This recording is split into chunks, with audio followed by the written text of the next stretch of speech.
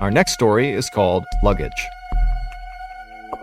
From the time Gareth Williams was a young boy, his parents knew he was extremely gifted. When he was just 17 years old, he achieved a first-class honors mathematics degree from a university in his hometown of Wales. A couple of years after that, he had his PhD from the University of Manchester in England. And after that, he was accepted into a postgraduate course at one of the most prestigious universities in the world, Cambridge. But he wouldn't finish that degree because his incredible academic achievements had got the attention of Britain's intelligence agencies, and they began recruiting him.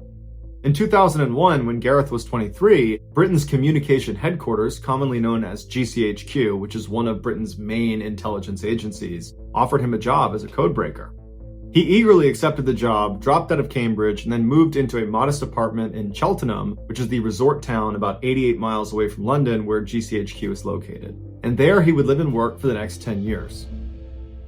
Despite being an intensely private and shy person, Gareth was a highly valued team player whose genius in mathematics and technology helped his group win a number of Britain's highest awards for international code breaking. In 2009, one of Britain's other main intelligence agencies, the famous Secret Intelligence Service, or MI6 for short, they were so impressed with Gareth that they offered him a job to come over and work for them. This was a very rare chance for Gareth to go operational and become a spy in the kind of Hollywood sense of the word. He would effectively become a real-life James Bond, and so he jumped at the chance. But shortly after taking the job and moving to London, he regretted his decision. He hated the intense competitiveness within MI6, the flashy cars and flashy lifestyles, and the pressure to go out and party with your coworkers every weekend. Gareth just wanted to do his job and then be left alone. At GCHQ, nobody cared he felt that way. But at MI6, this behavior made him an outsider.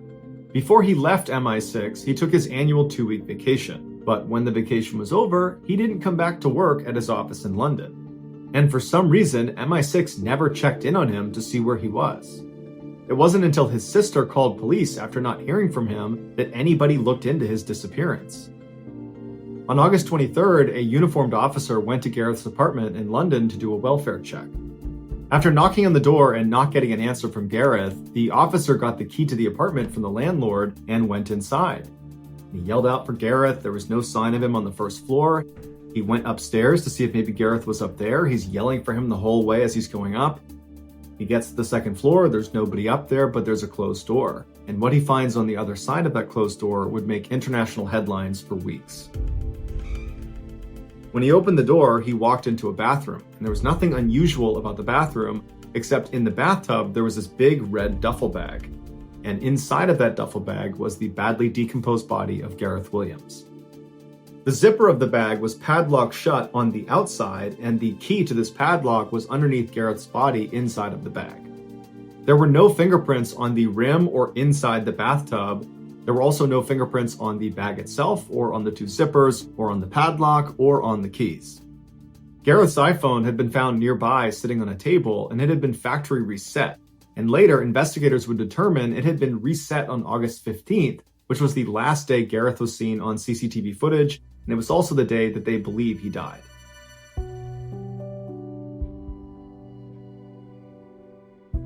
According to the coroner, Gareth's body had no injuries on it. There was no sign of a struggle, and his toxicology report showed that he had no drugs or alcohol in his system. The thermostat inside of Gareth's apartment was jacked way up, so it was very hot inside of his apartment, despite the fact it was summer and it was the height of the summer in August. But regardless, the excessive heat in his apartment sped up the decomposition process and made it impossible to precisely determine a cause of death. Despite a lengthy investigation by police, there was never a conclusive determination as to what exactly happened to Gareth, although there are many theories. Some say the Russian mafia killed him because right before he died, he had been focusing on money laundering in Britain that was tied to the Russian mafia, which would have made him a target.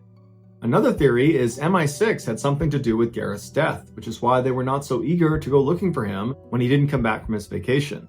In fact, one former MI6 agent has come out and said he believes there was a cover-up.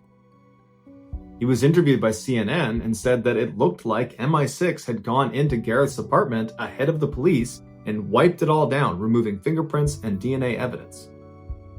The last prominent theory is that Gareth did this to himself. It was discovered that he made occasional online visits to bondage sites, and at least one time he'd had to yell out to his landlord to help get him out of his bed because he had tied his wrist to the bed frame and couldn't get himself undone. But when two experts who were a part of the investigation attempted to put themselves inside of a similar-sized duffel bag and lock it with the padlock on the outside, they couldn't do it despite trying over 400 times. And even if Gareth could have somehow physically got himself inside of this bag and locked it from the outside, how could he have done that without leaving fingerprints all over the bag, all over the lock, the zippers, all over the tub? Because when he was found, he didn't have gloves on. Ultimately, despite the red flags, Gareth's death was determined to be probably an accident and was closed 3 years after his death. By the beginning of 2016, everybody who lived in apartment building number 12 on Shanxi Road in the big Chinese city of Xi'an knew to stay away from the woman who lived at the end of the hall on the 15th floor. Now, they didn't know much about this woman, but what they did know about her was totally bizarre and kind of alarming. The woman, whose family name was Wu, but nobody actually knew this woman's individual name, was 43 years old and she lived alone. And from what residents could tell, nobody ever came to visit her and she almost never left her apartment. But oftentimes, residents on the 15th floor could hear this woman talking to herself very animatedly inside of her apartment, and sometimes she'd even get into these big arguments with herself where it was clear she was kind of playing the role of multiple personalities at once. But none of these things were the reason why people avoided her altogether. They avoided her because she seemed really dangerous. One day, a few months earlier, a teenage girl was walking down the hallway on the 15th floor, making her way towards her friend's apartment, when she passed by this woman's apartment door. And as soon as she walked past, the door to this woman's apartment flew open, and the woman rushed outside and began screaming incoherently. And so this teenage girl, she whips around and sees this woman, and instinctively, what this girl thought was, oh my goodness, this woman is being attacked. You know, she's running away from somebody in her apartment or something. But then very quickly, it became apparent that this woman was not being attacked. She was attacking the teenage girl. So this woman, she looks at the girl and her eyes go wide and she kind of curls her hands into claws. And then she began running down the hall towards this girl. And so the girl, she begins to scream and she turns and she runs down the hall and she manages to pound on her friend's door. And her friend happened to be right behind the door. They opened it up, the girl ran inside, and they shut and locked the door right as this woman came barreling into the door. And this behavior from this woman on the 15th floor was just the beginning. Following this first attack, the woman on the 15th floor would routinely barge out of her apartment and chase down young women and teenage girls that were walking past her door. Now, this woman never actually hurt anyone that she chased down and even reached in time. She just kind of scared them. And so as a result, the residents of this apartment building, including the women and young girls who had been attacked by this woman, their reaction to this was not anger or resentment or, some desire to go call the police and have this woman arrested. Instead, the residents of this building just kind of felt bad for this woman. It seemed very obvious that she was mentally unwell and probably very lonely, and so they kind of collectively decided to not call the police and instead just kind of ignore her. But sometime in early February, this woman's random attacks on young women and girls just kind of stopped. And at first, residents, especially of the 15th floor of this apartment building, were just relieved because all of a sudden you could walk down that hallway in peace again. But by the end of February, it dawned on people who lived in this apartment building that not only had this woman stopped her random attacks, but also now they couldn't even hear her inside of her apartment talking to herself because that was something people always heard, and now her apartment was totally silent. And so pretty quickly, people became kind of worried about this woman. But nobody was willing to go knock on her door and actually make sure she was okay, because again, this woman was viewed as being kind of dangerous. I mean, she was literally jumping out of her apartment and attacking random passerbys, and so people just continued to keep their distance from this woman. And so as people did that, they began to tell themselves that, probably she just moved out without anybody noticing, and that's why she's gone quiet. But it would turn out that was not the case.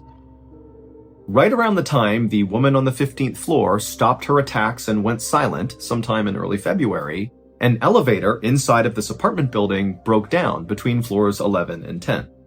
And so a maintenance crew was called out to fix the elevator, but when they got there, they realized they didn't have the supplies or the manpower to actually make the fix, and so a decision was made to just cut the power to this individual elevator car, and then the work crew said they'd come back in about a month when they had the right supplies and people. And sure enough, a month later, this crew came back with what they needed, and they were able to lower the broken elevator car down to floor 10, and then they opened up the doors, and they were absolutely horrified at what they saw inside of that car.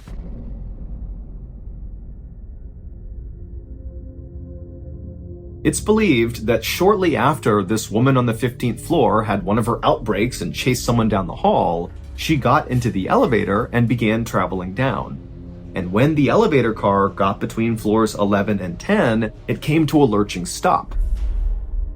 But for some reason, when this happened, the woman did nothing. She didn't yell for help, she didn't scream, she didn't pound on the doors, she didn't press any buttons. She just sat in the elevator car in absolute silence.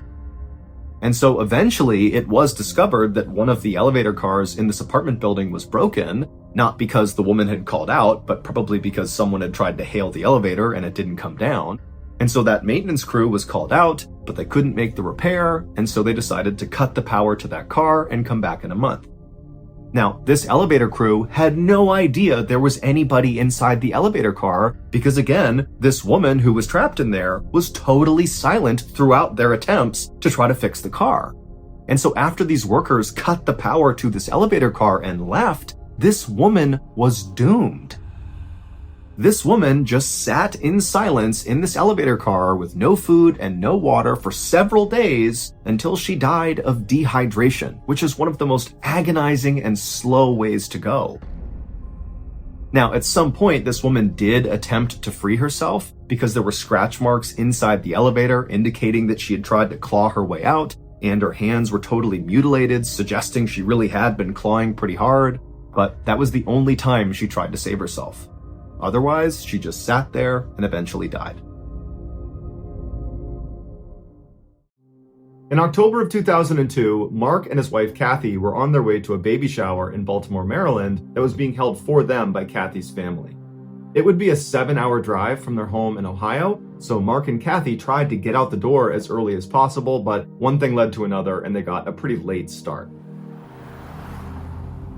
By midnight, they were only about an hour away from their final destination, but they both desperately needed a bathroom break. And so they pulled into a rest stop in Frederick County, Maryland, which is about an hour outside of Washington, D.C. The rest area parking lot was completely vacant except for one car, which was a dark blue late model 4-door sedan that was parked head-in right in front of the bathroom. Mark and Kathy pulled into a spot that was a few over from the sedan. They got out, they walked up to the restroom. Mark was done first, so he waited outside of the women's restroom for his wife. As he waited, he turned around to face the sedan that initially, when he first pulled in the lot, he believed was empty. But now, as he's looking at it, he can clearly see there are 2 people in the front 2 seats. A middle-aged man who's sitting behind the steering wheel looking directly at Mark, and then next to this guy is a sleeping teenager. And immediately, Mark felt really creeped out by these 2 guys. I mean, they are in this random rest stop in the middle of the night. They're the only ones there, and this guy is just staring menacingly at Mark. And so Mark's doing his best not to be intimidated and to stand his ground and not act fazed by what's happening right in front of him. But in the back of his mind, he is just praying his wife comes out of that bathroom as soon as possible so they can get the heck out of here and away from these 2 creepy guys. Finally, his wife did come out. He grabbed her by the hand and without any explanation, rushed them back to their car, hopped in, locked the doors, turned it on, and began backing out. And as he did, he looked over at the sedan and he saw the guy behind the steering wheel, the middle-aged guy, was looking over at Mark with that same menacing look on his face. Mark also noticed there was something odd about the sedan's trunk. There was a fist-size hole right above the license plate where you would normally put the key inside of. So the whole scene was just totally bizarre, and after Mark and Kathy sped out and were back on the highway, Mark explained to Kathy that there were actually 2 people inside of that sedan and they really creeped him out, and that's why he had grabbed her and rushed them back into the car.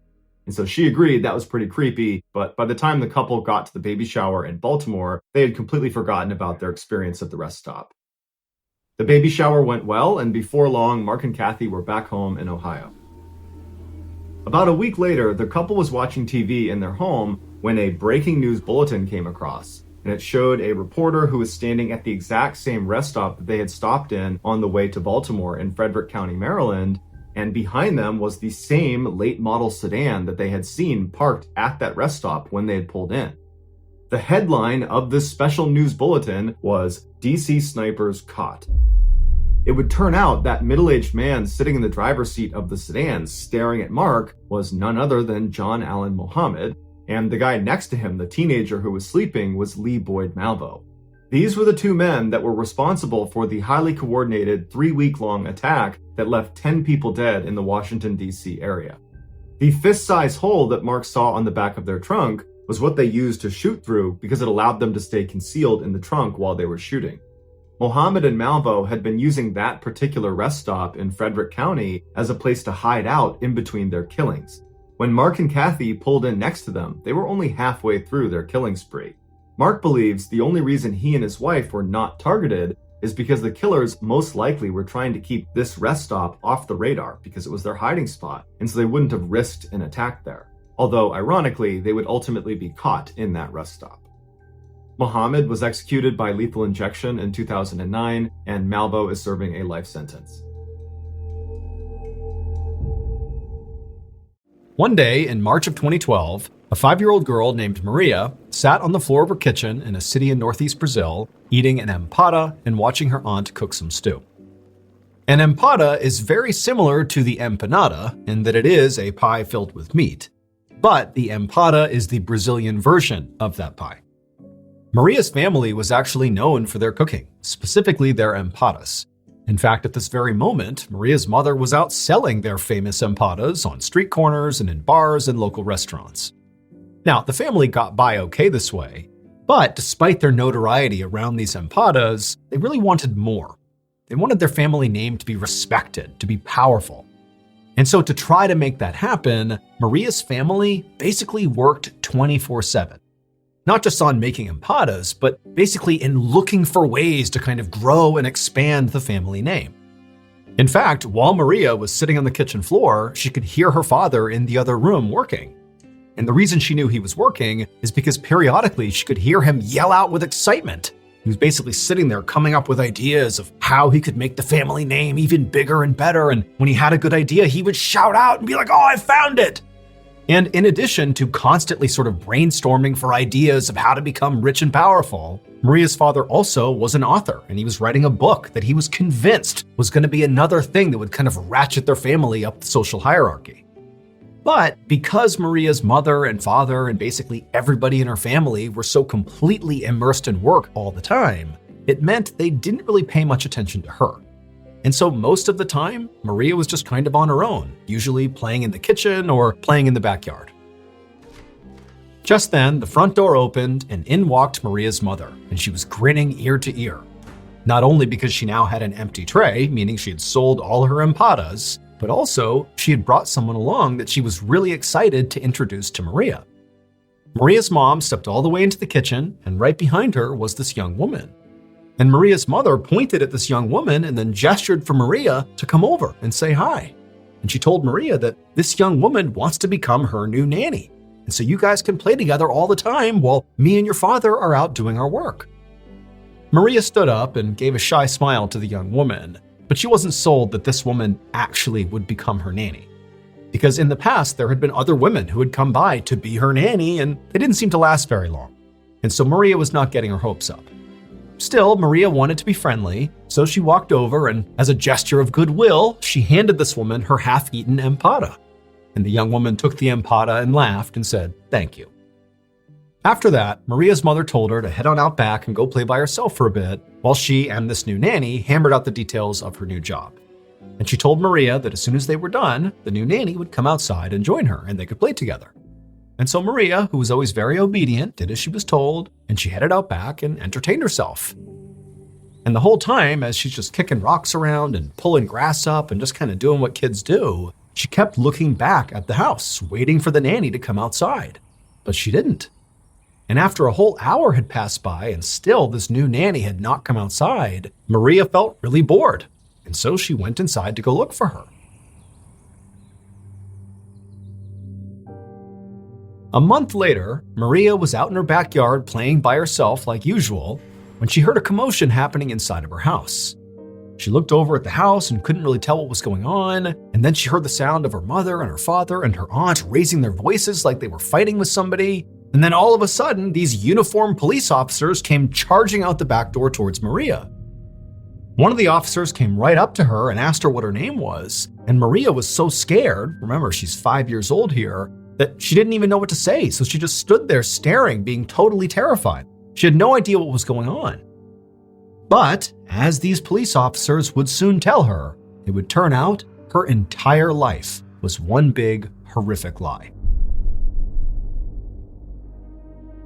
Maria's father, George Silvera, was not actually her father, nor was Maria's mother, Isabel Silvera, her actual mother, nor was her aunt, Bruna Silva, actually her aunt. In reality, those three people were not related to Maria. They were instead members of a cult called the Cartel Sect. And all these three cult members cared about was impressing the members of the cult. When they thought about, making it big, their so-called family name becoming bigger and more powerful, that was all in relationship to the Cartel Sect. They wanted the members of this cult to look at them as the most powerful and important members of that cult. And the way they tried to do that was by performing the duties of this cult to the best of their abilities, better than anybody else in the cult. And so what did this cartel care about? Well, the literal purpose of the Cartel Sect was to eliminate women they deemed unclean in order to reduce and purify the world's population. And Maria's family, the mother, the father, and the aunt, had become very well versed at doing this. All those nannies that came around to see Maria, well, the reason they kept vanishing is because shortly after the mother, the father, and the aunt introduced them to Maria and said, "Oh, she's going to be your new nanny," they would shoo Maria out into the backyard, and then they would murder the nanny because this person had been deemed unclean. They would cut their throats and stab them to death. But that wasn't all. That wasn't enough cleansing. After they murdered these women, they would then butcher them and stuff the human meat into their famous empatas and sell them to the people in town. They literally were feeding people in this city human meat. But the cult and the cannibalism and the murders were not actually the biggest shock of this story. The biggest shock of the story is actually the real identity of little 5-year-old Maria. She was actually the daughter of the very first victim of the Cartel Sect. The mother, along with Maria 3.5 years earlier, when Maria was just 1.5 years, they had been lured to this very house where her mother was murdered right in front of Maria.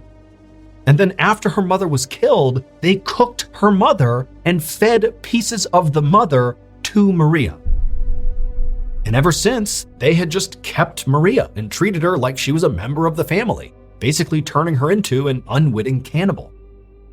The existence of the cult and their hideous murders were ultimately discovered after they used one of the credit cards of their victims sometime in the spring of 2012. That's when all the cops rushed into the backyard and confronted Maria. George, Isabel, and Bruna, Maria's fake family, were convicted of 3 murders, including the murder of Maria's real mother, and they are currently serving what amounts to life sentences in Brazil. Police believe the actual number of women that they murdered is as many as 8. As for Maria, according to recent news articles, she was reunited with distant family. Maria is not her real name. That is a pseudonym to protect her identity.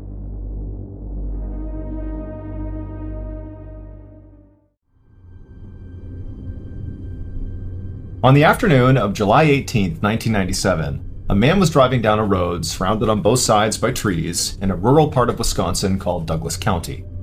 There were no other cars on the road, and so this guy was driving pretty fast. And as he rounded this bend in the road, something out the passenger side window on the side of the road in the grass caught his eye. He couldn't tell what it was, but it was a pretty big object, and after he drove right past it, he just couldn't stop thinking about it. Like, whatever it was, it just seemed out of place. And And so for whatever reason, this man felt compelled to actually stop and go see what it was. And so he slowed down and parked on the shoulder, he got out, and began walking along the road back in the direction of this object. And as he got closer, he began to see this object again in the shoulder of the road, and it was sort of obscured by grass and other things, so he couldn't see what it was. But as he got closer, he saw the object was pretty big, and it was all white. And as he took a few more steps and got within maybe 20 or 30 feet, he finally got a better look at this object, and he just froze. Because the object was a man wearing all white, a white suit, a white belt, white shoes, all white, and he was laying on the side of the road, just totally motionless. And for a second, the driver thought, maybe this guy is sleeping, but after taking only a few more steps and getting a totally unobstructed view at this guy, he saw there was a gaping hole in this man's chest. He was obviously dead. And so the driver turned around, ran back to his car, sped to the nearest house, and called 911. The next morning, a Douglas County detective named Stephen Long was sitting at his desk looking at the photos of the dead man in white. This murder case was less than 24 hours old, but already this was one of the weirder cases that this detective had ever been assigned to. The victim had pretty much immediately been identified because he was carrying on his person his wallet, and in his wallet was his driver's license, and so they knew who he was. But the man in white's identity actually made the whole case more confusing, not less. The dead man was a 45-year-old millionaire named Mark Foster. Mark lived 3 hours away in Minneapolis, Minnesota, and had no discernible ties to Douglas County, and so the detective was thinking, what is this rich guy doing here, dressed head to toe, all in white, getting murdered on the side of some local random back road? But things only got more confusing from there. After the medical examiner did Mark's autopsy, he told Detective Long that he had discovered a note inside of Mark's shoe. And the note just said, "Jack Frazier isn't here, but it's Jimmy Bailey, or a lookalike? I hope I'm okay." Now, nobody, including Detective Long, had any idea what this note meant. It was far too cryptic. But when they ran Jack Frazier and Jimmy Bailey's names through their database, the police discovered that both of those men, one, existed, and two, they lived in Minnesota, same as Mark Foster.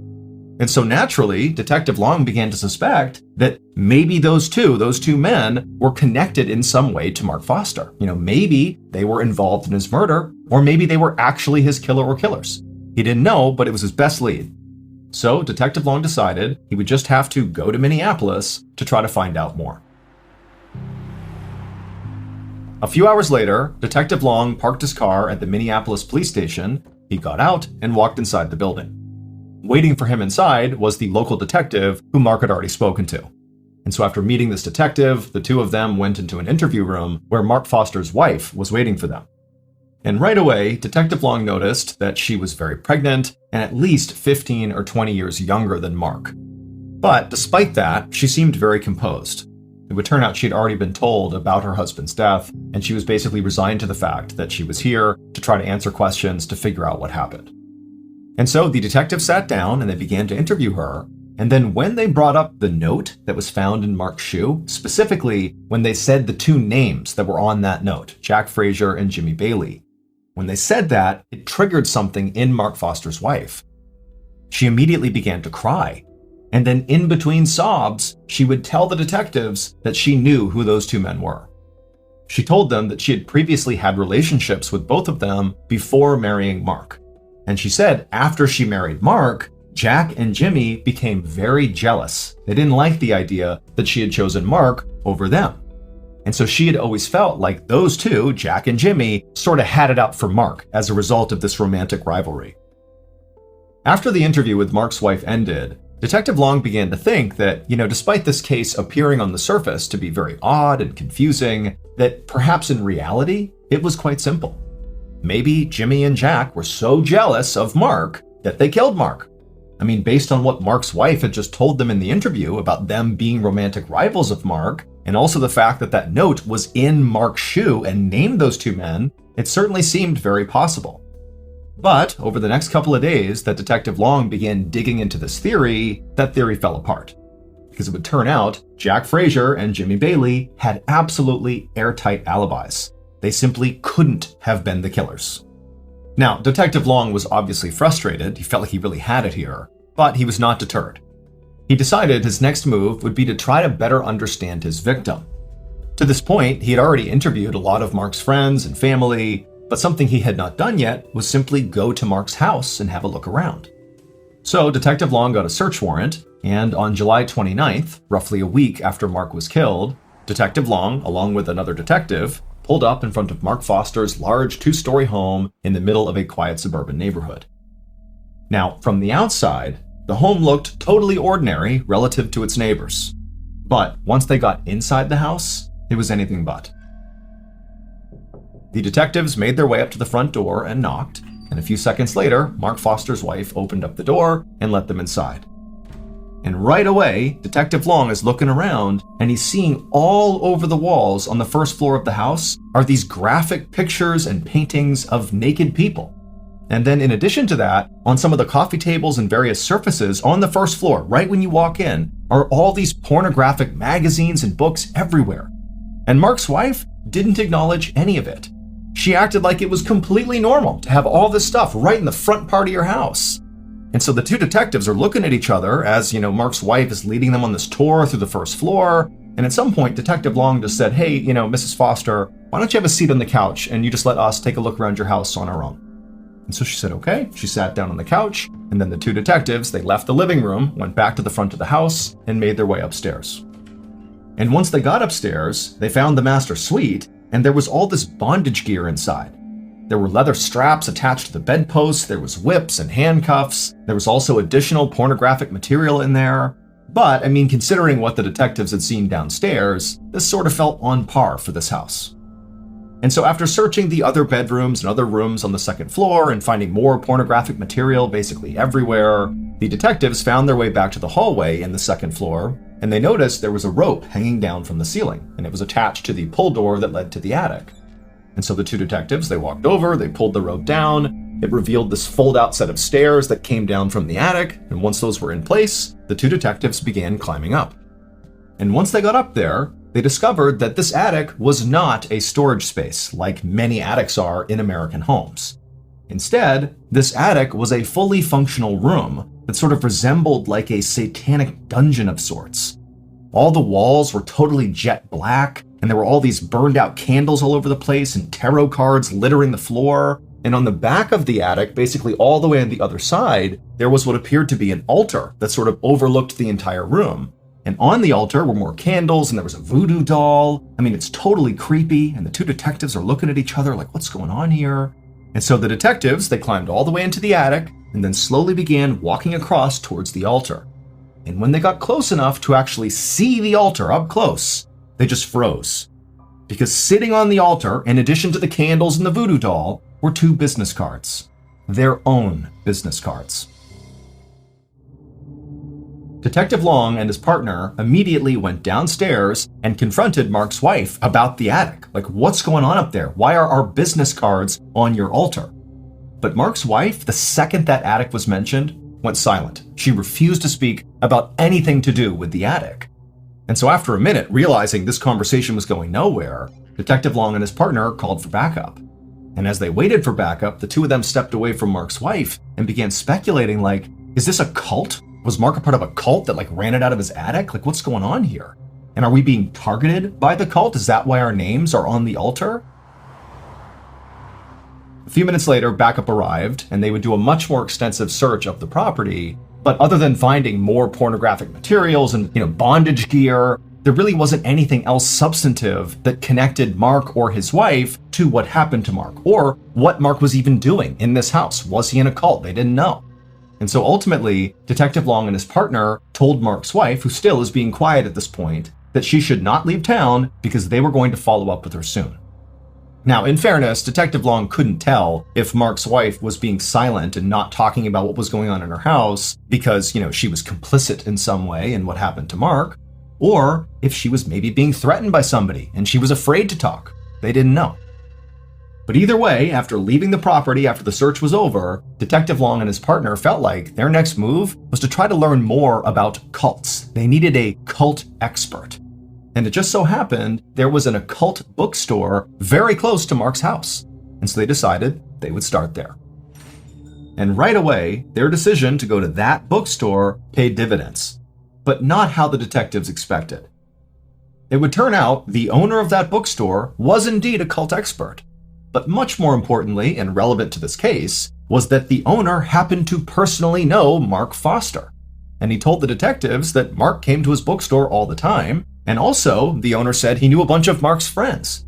And so by the time the detectives left the bookstore, they had learned a little bit about cults, but more importantly, they left with a list of names the owner had given them of known associates of Mark Foster who maybe were involved in whatever was going on in Mark's house, and so maybe they had information about what happened to Mark. The detectives were able to track down everybody on this list very quickly, and they were all young people in their 20s. And in each of the interviews they conducted, each of these young people were very open about being in what they called a religious group that they said Mark was a part of as well. Now, the detectives theorized that this religious group was very likely a cult, like they believed, but they didn't call it a cult, they called it a group. But the detectives didn't let up. They kept pressing these people until eventually a new name surfaced, Greg Freisner. Now, none of these people said Greg was in charge of the cult. Instead, they just sort of said, well, talk to Greg if you want more information about our group. The detectives naturally began to wonder if this Greg person was the cult leader, or maybe he was Mark's killer, or maybe he was both. But regardless, it seemed pretty apparent that they needed to talk to Greg because he might have more information about what happened to Mark. It took a few days, but the detectives were able to track Greg down and they brought him in for an interview. And boy, oh boy, did Greg have a story to tell.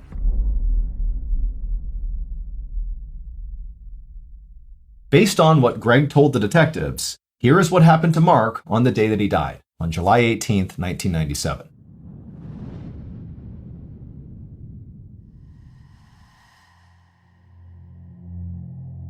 On that day, Greg Freisner met Mark Foster at Mark's home. And when Mark came outside, he was dressed head to toe in white, something he would do for special ceremonies. And so Mark, he came down the steps, didn't say a word to Greg. They went to Greg's car. Greg hopped in the driver's seat, and Mark climbed into the back seat. And before long, they took off and began driving northeast.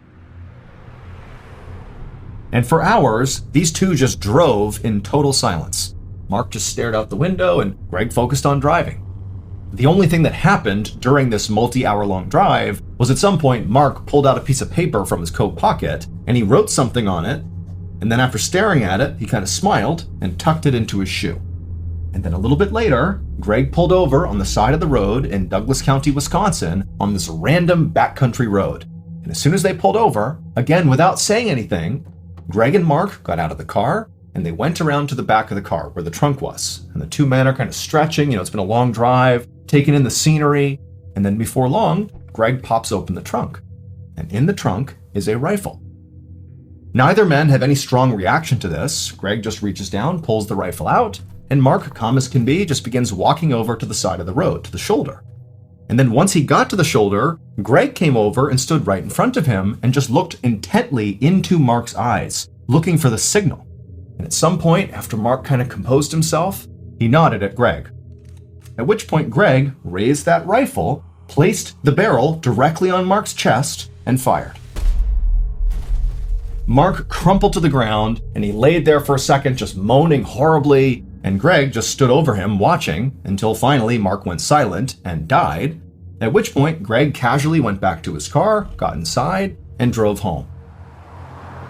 The only time he stopped was to throw his rifle into a nearby river. But once Greg got home, he was overjoyed because he knew the sacred ritual he had just carried out with Mark had been a total success. It had gone exactly to plan. It would turn out Mark Foster was absolutely a member of that religious group, the cult, if you will. Except he was not just a member. He was the cult's leader. And Mark is the one who orchestrated his own death. However, Mark did not view his death as him actually dying. Quite the opposite. We celebrate life as we celebrate death. Death is nothing to be afraid of. Death is a great crossroads a change in attitude, a change in longitude, a change in the way that we perceive our spirit. When we reach that portal, they'll ring some golden bells.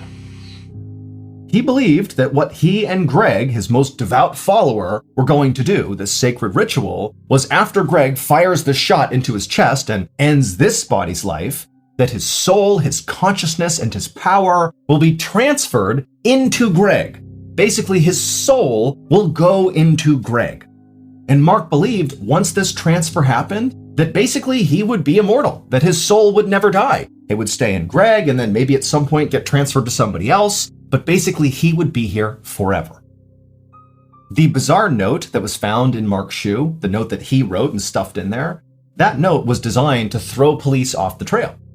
He knew that he was having Greg murder him, again for this ritual, but he wanted to make sure Greg didn't get caught. And so he wrote on the note very specifically Jack Frazier and Jimmy Bailey. Those two people he hated. He hated that they had been in past relationships with his wife, and they hated him, and so he figured if he was going to create a scapegoat for his murder, who better than his romantic rivals? They had nothing to do with it. He just named them in that cryptic note to get them in trouble. As for all the pornography and bondage gear that was found inside of Mark's home, well, that all played a role in Mark's cult as well. He was a firm believer that the more sex he had with his followers, often multiple followers at the same time, the more powerful he would become. As for the detective's business cards found on the altar up in the attic, those were very likely placed there by followers of Mark, so members of the cult, in an effort to potentially, thwart their efforts to solve the case. They might have believed that by placing those on there and performing various rituals, that somehow would prevent them from solving the case. We don't know for sure. That's the theory around why they were there, but obviously that didn't work. Greg Freisner would ultimately be found guilty for playing a role in Mark's death. He obviously was the trigger man, and so he was sentenced to 10 years in prison. As for Mark's wife, although she definitely knew about the cult and may have been a participant, there was never any evidence that actually connected her to Mark's murder, and so she was never charged with any crime.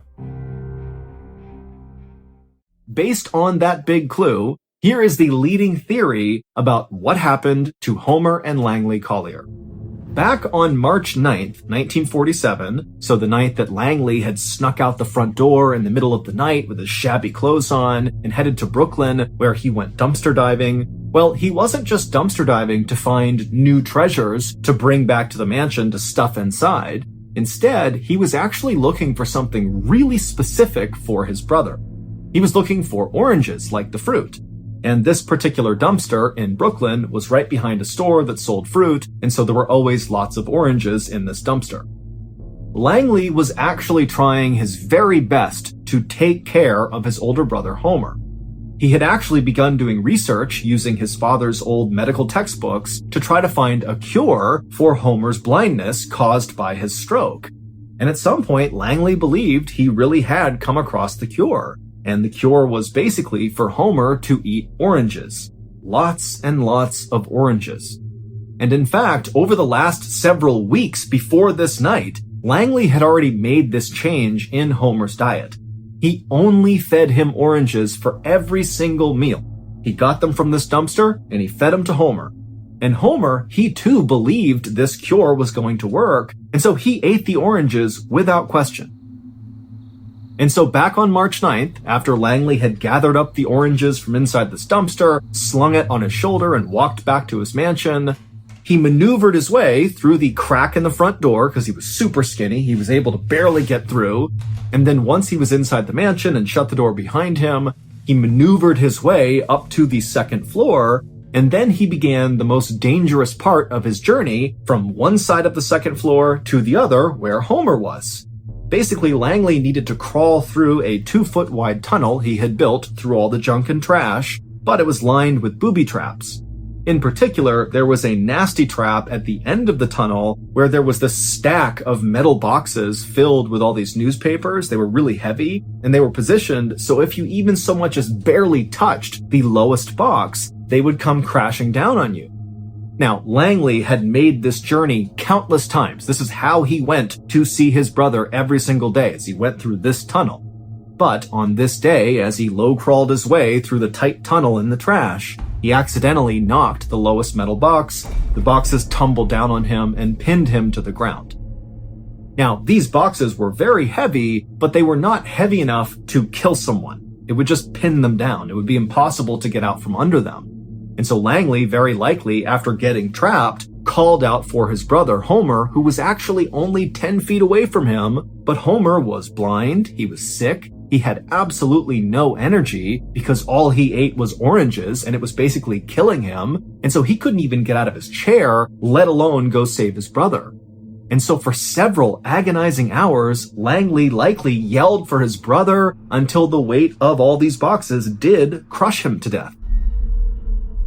And then Homer was left all alone in this house where no one knew he needed help and no one could even get to him if they wanted to. And so he was doomed. And so for 2 weeks, Homer just sat in this chair, starving to death, while he likely listened to the sound of rats eating his brother's body. The big clue that the police found that broke this case wide open is they actually spotted Langley's white foot bone that had been picked clean by the rats jutting up out of this trash tunnel 10 feet away from Homer. When the police had first searched the mansion, it was so full of stuff that they never saw this bone. It just kind of blended in. But 18 days after finding Homer, they realized Langley was right there. There was a skeleton. As for the Charles Smith tipster that police thought had to be Langley calling in after he had murdered his brother, well, it wasn't Langley because Langley was dead at the time this tip came in. And so Charles Smith was a real person who very likely just walked past the mansion and he probably caught a whiff of the smell of rotting dead bodies, and so he called it in. 4 months after Homer and Langley were found dead inside of their maze of trash, their mansion was declared a fire hazard and demolished. Today, there is a small park called the Collier Brothers Park, and it's filled with nothing but a couple of trees and a bench. A man in his 40s was sitting in a cafe, munching on a ham and cheese sandwich for lunch. Now, usually, the man had more lavish lunches, but today he was in a hurry to get back to work, and this was all the cafe offered. But then, the most wonderful smell filled the air. The man inhaled deeply, enjoying the heavenly aroma of whatever this food was. It smelled like this incredible hot dish. He looked around to see which table the smell was coming from, but as he scanned the restaurant, all he saw were other patrons eating basically simple sandwiches just like him. And then he remembered, this cafe didn't even serve hot meals. But at the same time, he realized he knew that scent from his childhood. It was the smell of the delicious Spanish fried eggs that his mother used to make, called huevos rotos.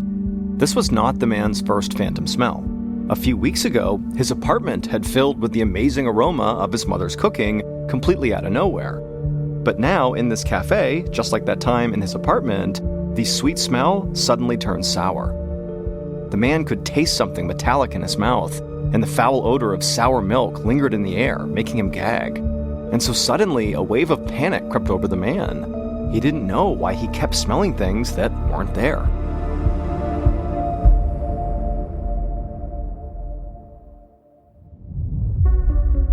From Ballen Studios and Wondery, I'm Mr. Ballen, and this is Mr. Ballen's Medical Mysteries, where every week we will explore a new, baffling mystery originating from the one place we all can't escape, our own bodies.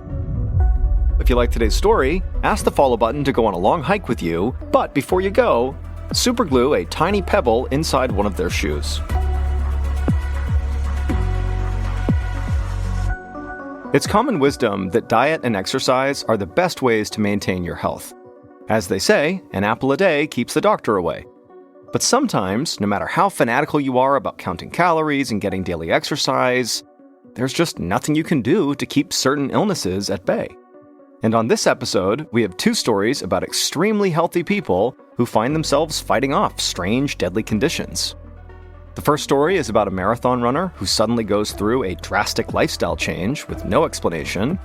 And the second and final story is about an active older woman who unexpectedly finds herself in the hospital, with doctors struggling to figure out what's wrong with her before it's too late.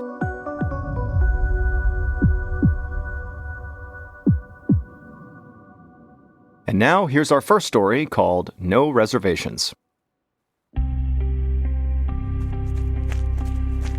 On a sunny morning in 1993, 42-year-old Roberto Nunez was on his daily run through his hometown of Granada, Spain.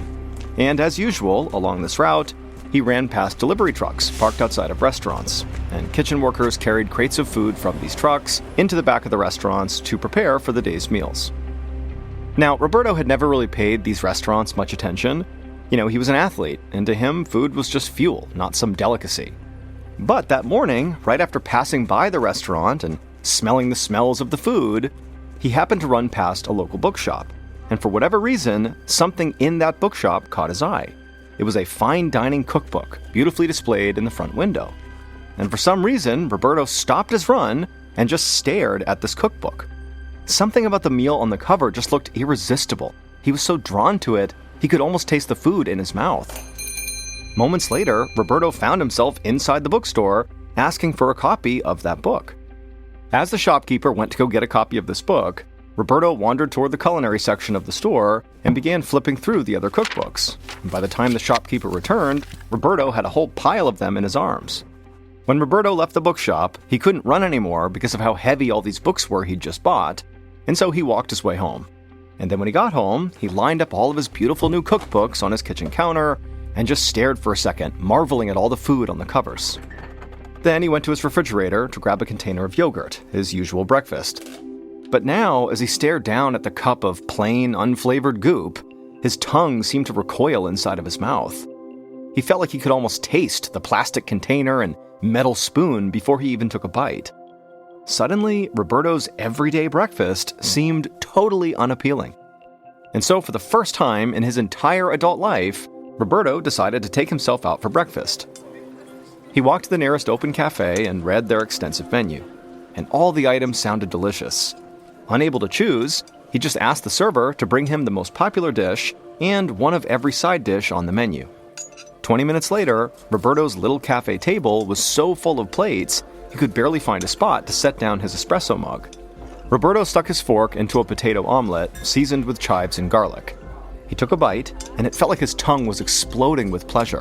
He'd had all these foods before, but they had never triggered a response like this. He felt a rush of joy as he leaned over his cafe table and devoured every bit of food his stomach could fit. A few weeks later, Roberto was pacing in his kitchen on the phone, making reservations at one of the most exclusive restaurants in Granada. For the past couple of weeks, he and his wife had been eating out for almost every meal. Roberto didn't know what had come over him. He'd never been a food person, but now he was spending nearly all his time researching the best restaurants in Granada and then making plans to dine at each of them. Meanwhile, his running shoes sat abandoned in his closet. In fact, he hadn't gone running even once this week. Roberto was a marathon runner, but his heart just was not in running anymore. He'd totally stopped counting calories and monitoring his carbohydrate and protein intake. His only long-term goal at the moment was a grand European road trip so he could try all the famous restaurants he'd been reading about. In fact, calling a travel agent was the next item on his to-do list. He intended to eat at every single Michelin-rated restaurant in the entire world. Roberto finalized another restaurant reservation and then hung up, marking the appointment on his calendar, and then he called the next restaurant on his list. 4 years later, Roberto sat at his computer typing up a restaurant review. By this point, his entire life now revolved around food. Every free second was spent eating, planning to eat, or traveling to the best restaurants all over the world so that he could write about them. Roberto looked a lot different now, too. Roberto had really not been running at all over the past few years, and between that and his sedentary lifestyle and new love of gourmet food, he'd gained a good 60 pounds. He'd had to buy a completely new wardrobe, but Roberto didn't mind. He'd actually never had so much fun in his life as he had now, being a foodie. The passion he now felt for food rivaled the sense of accomplishment he used to feel at the end of marathons. It was like he had finally found his real life's purpose. Roberto sat back in his home office chair and closed his eyes, trying to remember the subtlety of a glaze he'd tasted at lunch. He breathed in deeply, then sat up looking around. He breathed in again, and a warm, savory scent filled his nostrils. His entire apartment was suddenly filled with this heavenly aroma, even though he wasn't cooking anything at all. It took him a minute to place this wonderful smell, and then he had it. It was his mother's cooking, a spicy potato dish she used to make him when he was a kid. Confused, Roberto went to the kitchen, wondering if maybe his wife had come home and started making dinner without him noticing, but no, the kitchen was dark and empty. So Roberto wandered the house, running scenarios through his mind that might explain the smell. At first he thought, maybe a window was open and outside smells were coming in. But when that wasn't true, he began to wonder, did somebody break in and were they eating inside of his house? Now he knew that made no sense, but the more he wandered the house, the stronger the smell of his mother's cooking became, but there was no reason for it to be in his apartment. It just made no sense. Roberto was feeling freaked out, especially when, moments later, the smell changed from delicious to sour. He stopped and covered his nose as a chemical-like odor filled the apartment. But even with his nose covered, he could still smell it. Worse, he could taste it on his tongue. He gagged a little, then went to the kitchen to spit in the sink. He flung a window open, trying to air out the smell, and then as quickly as the smell had come on, it disappeared. Roberto stood in his living room feeling very unnerved, trying to tell himself that there had to be some rational explanation here. He told himself that it must have been a neighbor cooking a familiar recipe and accidentally burning it on the stove. But despite his best efforts to convince himself that that really happened, he still felt very unsettled as he went back to his computer to finish his review. A month later, Roberto was at a local cafe enjoying one of his favorite breakfasts, a potato and chorizo omelet with a side of fruit and some bread. He'd just finished slathering the bread with some butter when his nose caught a whiff of that same savory scent he had smelled inside of his apartment. The smell was his mother's cooking, specifically her huevos rotos, a traditional Spanish breakfast she used to make when he was a kid. Roberto looked around, wondering if the smell was coming from a neighboring table, but he was the only one with a plate of food. Roberto picked up his espresso and breathed in deeply, knowing the smell of coffee beans can clear your palate. But when he set the cup down again, that smell was still there. Roberto told himself not to panic, but he was worried.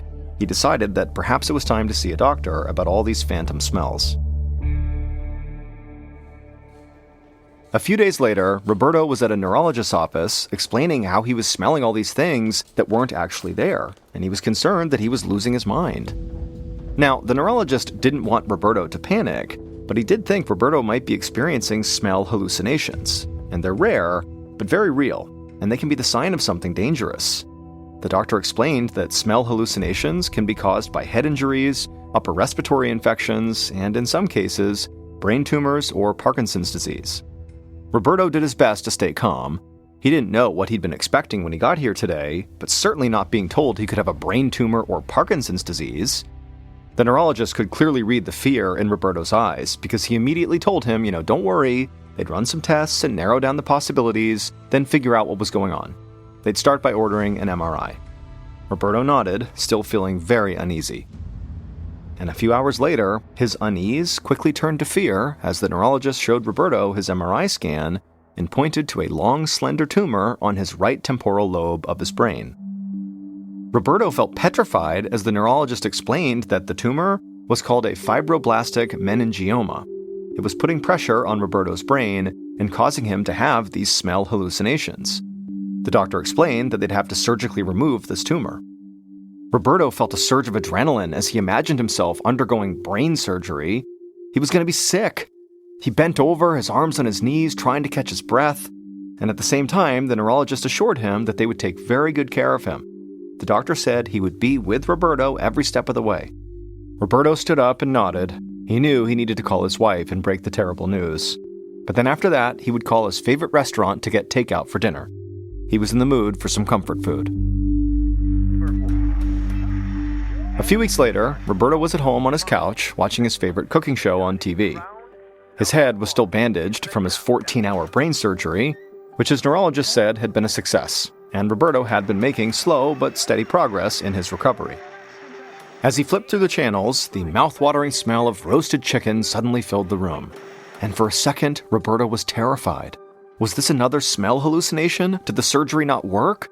But then he looked up and saw his wife enter the living room carrying 2 plates of roasted chicken, his dinner. His stomach rumbled, and he thanked his wife as she set his plate down on the coffee table and helped him sit upright. Roberto had not had a single smell hallucination since his surgery, and he was hoping that that meant he was cured. And so feeling like he had a new lease on life, Roberto looked forward to getting back to his food blog and the long list of restaurants he still wanted to try. 12 years later, on March 3, 2010, Roberto, who was now 58 years old, stood on the scale at his neurologist's office for a routine follow-up. Even though it had been over a decade since his brain surgery, he still had to get regular MRI scans to make sure there was no new tumors in his brain. The nurse took note of Roberto's weight. By this point, Roberto had gained approximately 110 pounds since he first took an interest in food. But this just didn't really bother him. He knew he'd been gaining weight steadily over the years, because after all, he ate rich and decadent foods for almost every meal, something he just loved to do. And besides, his career in food had really become quite incredible. Roberto was now a widely recognized and respected food critic. He wrote for prestigious magazines and gastronomy guides, and had been featured in a few newspapers. After that day's scan, Roberto waited inside of his neurologist's office, expecting the same results he got after every other appointment, all clear and good to go. Except this afternoon, his neurologist did not look too happy when he came through the door. He told Roberto that the MRI today showed a growing lesion and mild damage in the same areas where his tumor had been, and he believed that the lesion was likely left over from his surgery a decade ago. Roberto was shocked and asked the doctor if this meant more brain surgery. But the neurologist assured Roberto that this lesion was small. So small, in fact, they could very likely manage it without having to resort to surgery. Instead, they would do something called radiosurgery, which is when very focused beams of radiation are used to treat cancer cells in other tissue without any incision. Roberto liked the sound of that and scheduled the radiosurgery for later that week. A month later, Roberto parked his car along a street in Granada and adjusted his tie. Then he opened the passenger door for his wife, and the two of them began walking up the sidewalk on their way to a restaurant opening. And as they strolled along the boulevard, Roberto told his wife the good news. He'd had a follow-up doctor's appointment at his neurologist that afternoon. He'd completed his radiosurgery appointments at the start of the month, and now his neurologist told him that his lesion had shrunk by more than 25% and was no longer pressing on his temporal lobe. His neurologist felt optimistic that the lesion would soon be gone, and Roberto would be in full remission. As they neared the restaurant, Roberto's wife gave him a kiss and told him this was fantastic news. She was so relieved. Then the hostess led Roberto and his wife to their table and removed the shiny gold reserved placard as they sat down. The new restaurant was buzzing with anticipation. It was chock full of well-dressed diners, all clearly looking forward to an excellent night of food. A server came out to pour wine, and moments later, Roberto's first course was set down in front of him. But for some reason, it didn't look appetizing. He stared down at the food, trying to conjure some of the excitement he'd been feeling just moments ago, but he couldn't have been less interested. In fact, he kind of just wanted to leave and go home and get a good night's sleep. But Roberto was a professional, so he made himself eat every course they brought out to him. However, later that night, when he was working on the review, Roberto had to admit that his heart just wasn't in it. And so for the first time in more than 15 years, food just didn't really interest him. And the next time Roberto saw his neurologist, he learned why. It would turn out the tumor and lingering lesion pressing on Roberto's temporal lobe, known as the amygdala, was what had caused not only his hallucinatory smells, but his extreme interest in food. The pressure from the tumor created a brain injury, which in very rare cases can trigger a bizarre brain and eating disorder called Gourmand syndrome. People who suffer from this condition can literally become completely obsessed with fine dining. They become preoccupied with food and sometimes become compulsive eaters, even if they had formerly been very health conscious. And that's exactly what happened to Roberto. Once Roberto's tumor was removed and the lesion was finally reduced, Roberto's love for food basically completely faded. However, despite that, Roberto did not give up on his career. He kept working as a food critic, even if his job was not nearly as enjoyable as it was before.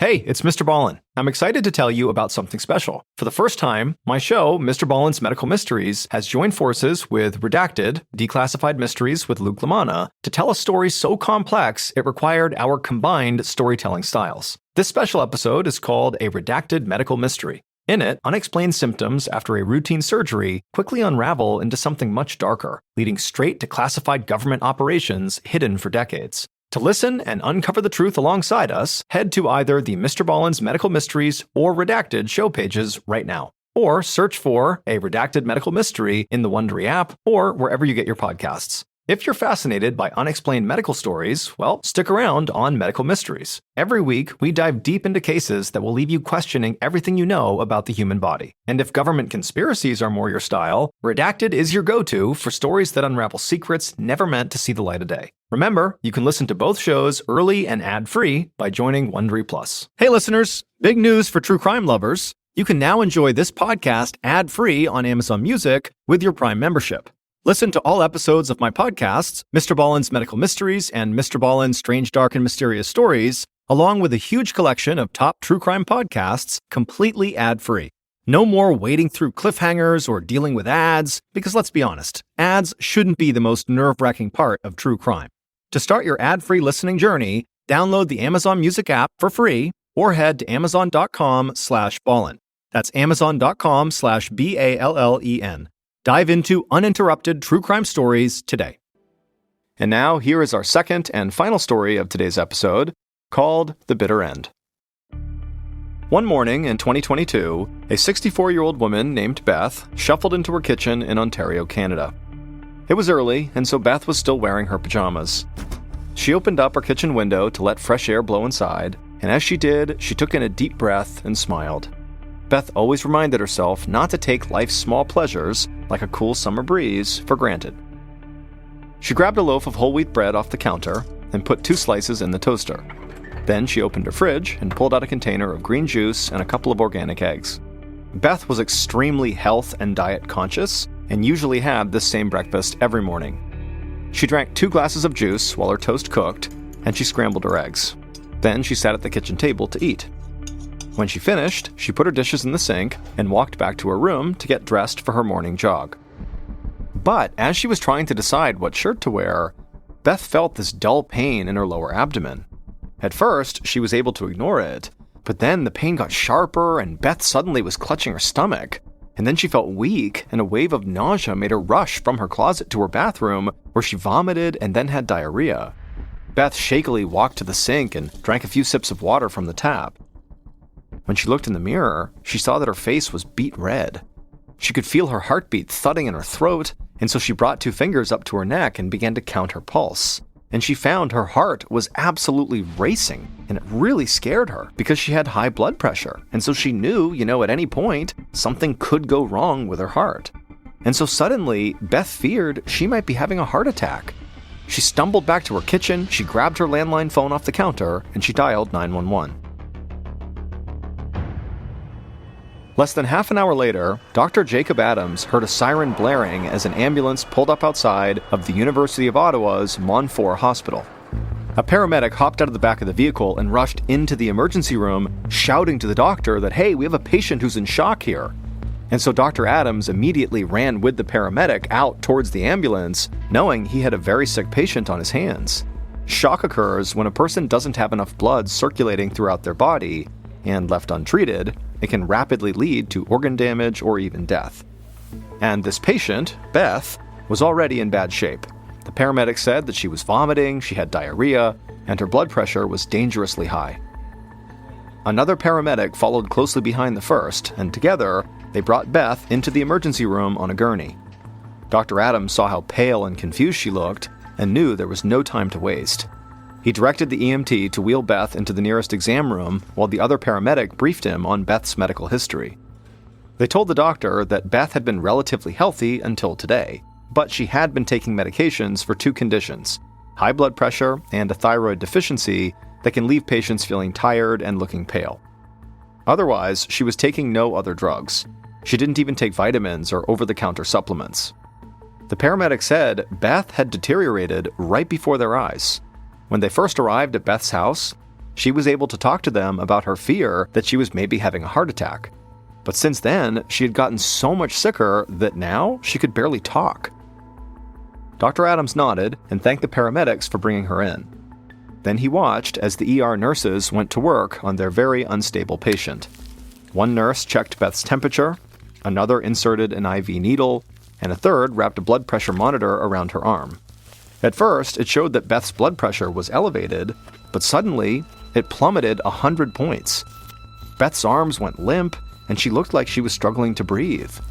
And so within seconds, Beth's blood pressure had gone from being dangerously high to being so low that she could lose consciousness any second.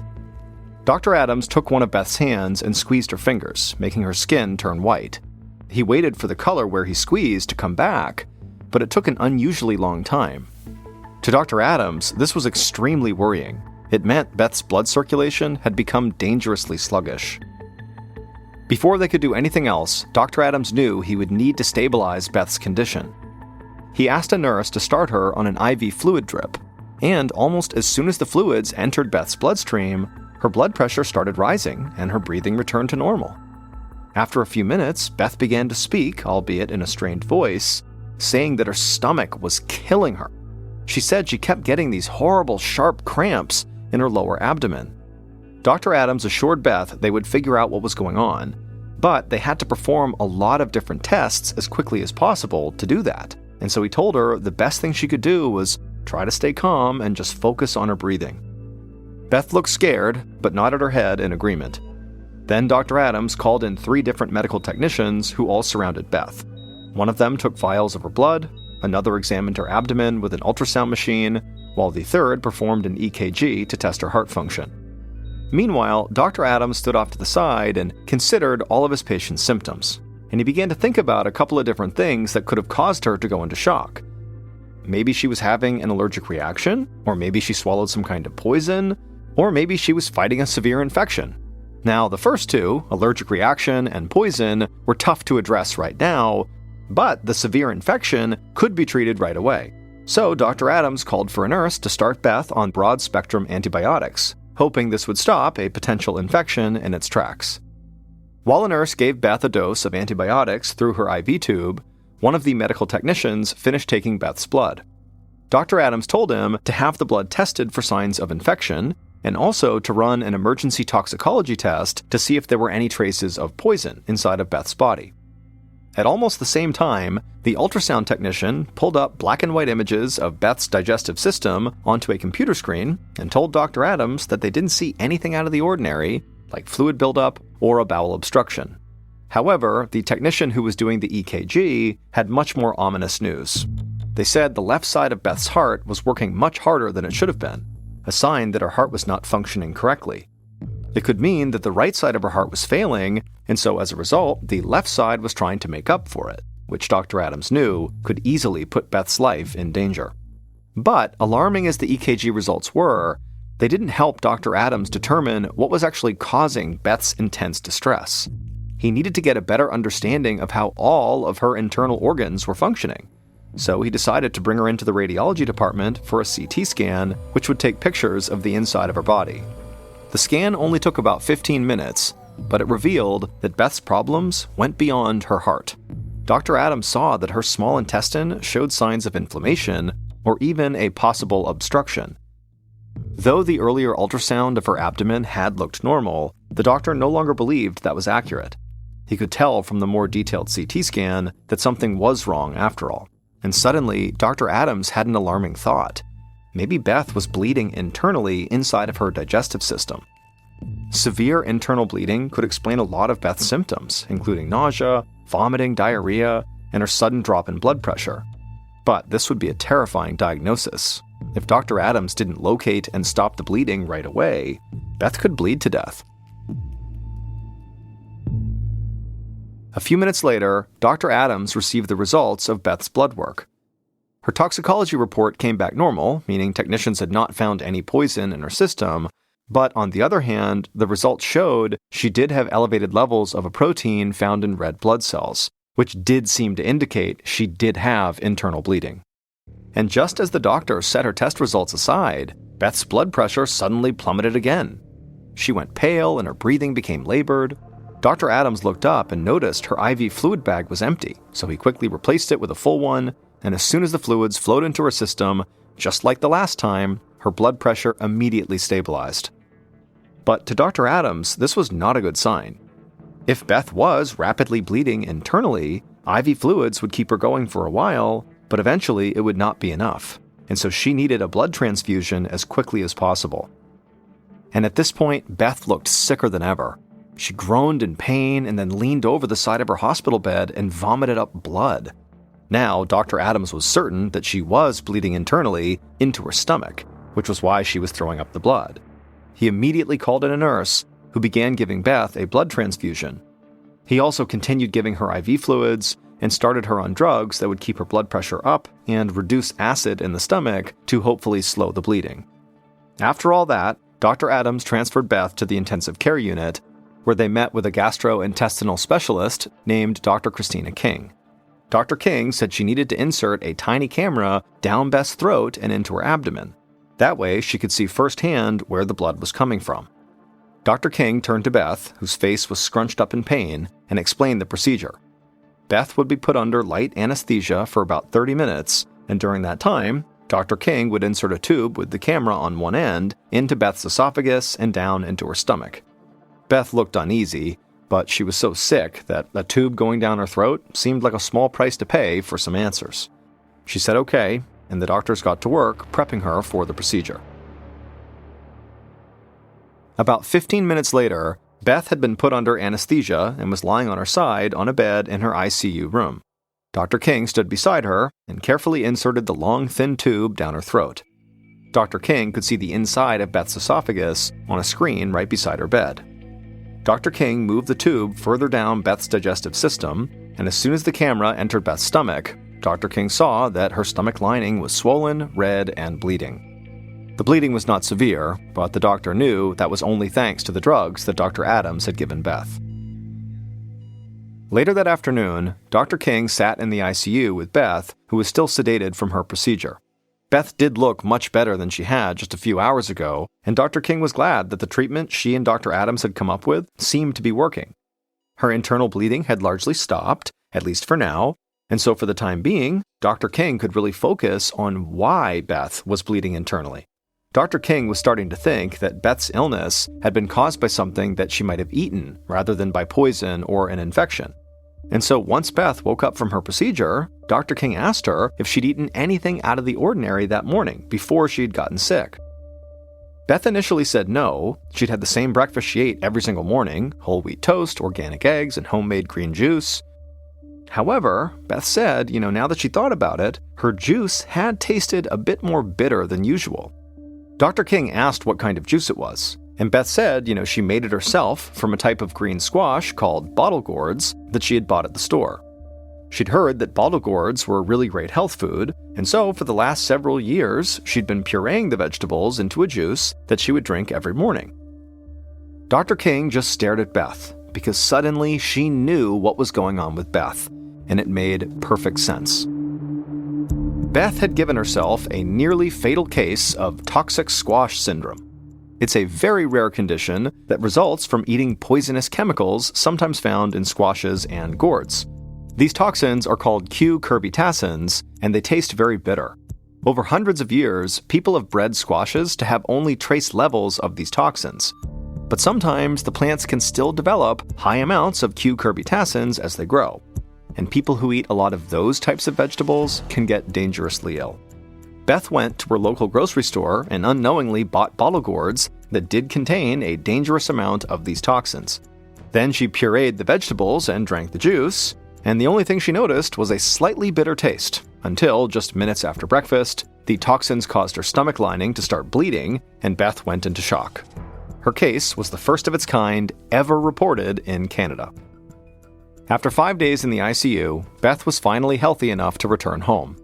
2 weeks later, her doctors called to check on her condition, and she told them that she was feeling fine, except for one symptom. In the past few days, her hair had begun falling out. Her doctors told her that this was actually normal. Delayed onset hair loss had been reported in a number of cases of toxic squash syndrome. Despite her hair loss, which was actually only temporary, Beth would go on to make a full recovery and go back to her normal life, though she found another kind of juice to drink at breakfast. On the afternoon of October 16th, 1991, a 36-year-old man named Enrique Martinez bent down, pulled out his pocket knife, and he carefully cut through the stem of a mushroom that was growing right next to a mossy log. and then after freeing this mushroom, he put it inside of his wicker basket with the other mushrooms he had collected in the area, and then Enrique stood up and just took a minute to take in the unbelievable view of this lush green valley right below him. Enrique was out mushroom hunting along with his wife Anna and their two friends, Jorge and Sofia, who were dating. And where they were mushroom hunting was near this old abandoned town called La Musara, which is located up in the mountains of northeastern Spain. It had been Jorge's idea to come to this area and explore. Jorge had heard all these crazy stories about La Musara, about how it was haunted, and there was all this creepy folklore surrounding this town. As for Enrique, he didn't really care about the lore surrounding this town. Frankly, the town was not that interesting to him. What was interesting was the opportunity to come out here and collect mushrooms. That was something he really liked to do. Enrique and his wife Anna lived in this very busy port city in Spain called Tarragona, and so their lives day to day were very hectic. Enrique, he worked at a bar as a bartender, and so every night he was surrounded by hundreds of people coming in and out. And so having a chance to come out here and be in nature at peace and collect these mushrooms just sounded too good to turn up. Enrique stopped staring at the valley right in front of him, and he turned around and continued to scan the mountainside for a particular type of mushroom that grew in this area. It was called the bloody milk cap, which was known to be great for grilling. It paired well with meat. And so Enrique's plan was to go out on this mushroom hunting trip, and when they got back, he wanted to cook a feast using these mushrooms for his wife and his friends. The group slowly made their way uphill until they finally saw the outskirts of the abandoned town, La Musara. La Musara was more than 900 years old, and now it was just a collection of crumbling ruins, some dating back to prehistoric times. La Musara had never been a big town. At its peak, it had about 300 residents. But the last of the remaining residents of this town had finally fled 40 years earlier, and so now it was a ghost town. The group made their way over to one of the buildings that was right on the outer perimeter of La Musara. It was basically just a foundation with 3 walls still standing. There was no roof. But the friends, they went over to this building, and from right next to it, they were able to look straight down the main drag of La Musara. It was basically just a dirt road that went straight out, and all along the road were other kind of ruined foundations of where buildings used to be. And fairly far down this road, maybe 200 feet away from where all the friends were standing, was the center of La Musara, which was marked by this big church with a huge steeple, and the church was actually in decent shape. It had not totally crumbled onto itself like the rest of the buildings around it. And then behind the church, somewhat visible from where the friends were standing, was this overgrown cemetery, and then kind of off to the side of the church was this pond that was also very overgrown, and it was full of croaking frogs. Enrique and his friends just stood there next to their dilapidated building, staring at La Musara in silence. Now, they knew this place was going to be very creepy. People had said it was haunted, and that was a big reason why Jorge wanted to come here. But now seeing it in person, really the creep factor was much higher than they expected. It really did look like a spooky place.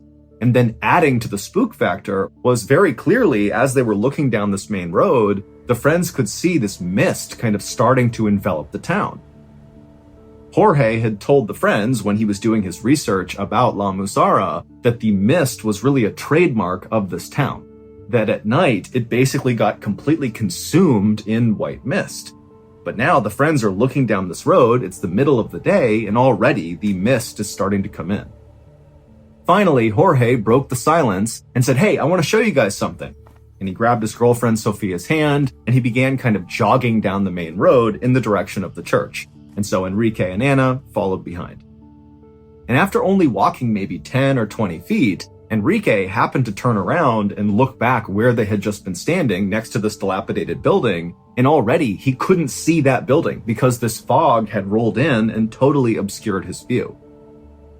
Enrique couldn't help but feel a little uneasy, again, because he thought the fog was supposed to come in at night, and it's broad daylight, and here we are, totally covered in fog, but he shook it off thinking, what's the big deal?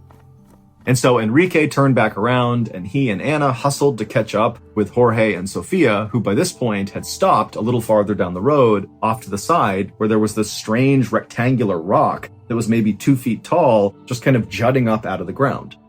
And when Enrique and Anna made it to Jorge and Sofia, Jorge placed his hand on the top of this strange rock, and looking very satisfied with himself, he would tell his friends, "This is the Sis Stone, and people say it contains dark powers." The Sis Stone was actually one of the oldest things in all of La Musara. Back in the day, Muslim armies used to march through La Musara, which actually got its name from this. La Musara means the place to march. And so these armies, as they would pass through La Musara, making their way to the valley down below, they would always stop at the Sis Stone because they believed it had magical powers that could help them defeat their enemies in their upcoming battles. Now, the Muslim armies were long gone by this point, but the Sis Stone was still there, and people still said that it contained that kind of magical power, that there were dark forces at work inside of the stone, and so to touch it was very risky. In fact, some people said if you touched the Sis Stone, you could be sucked into this parallel world full of all these demonic entities. And so as Jorge told the group about all this history surrounding the Sis Stone and how no one should touch it, remember, he's got his hands squarely on the Sis Stone the whole time. And so when he finishes telling this story, he looks at the others and said, "Come on, somebody else touch it." Jorge's girlfriend, Sofia, said, "Absolutely not. I'm not about to tempt evil spirits here." But Enrique's wife, Anna, said, "You know what? I'll touch it." And so Jorge smiled, he pulled his hand off the Sis Stone, and Anna, she walked forward, she took a deep breath, and then she placed her hand on the stone. And for a second, the whole group just held their breath, like something was going to reach out and grab Anna and pull her into the stone, but nothing happened, and a minute later, Anna had pulled her hand off, and the whole group was laughing. But just a couple of seconds later, Enrique, who had been laughing along with the group, suddenly noticed that the frogs in the pond near the church, a little farther down the road from where they were suddenly so much louder. It was almost like when they touched the stone, it had maximized the volume of these frogs. And so Enrique, he turned his whole body and began staring down the road through the mist and fog at this pond, and he could kind of barely make it out. You know, he was trying to see if there was something obvious causing these frogs to kind of go crazy.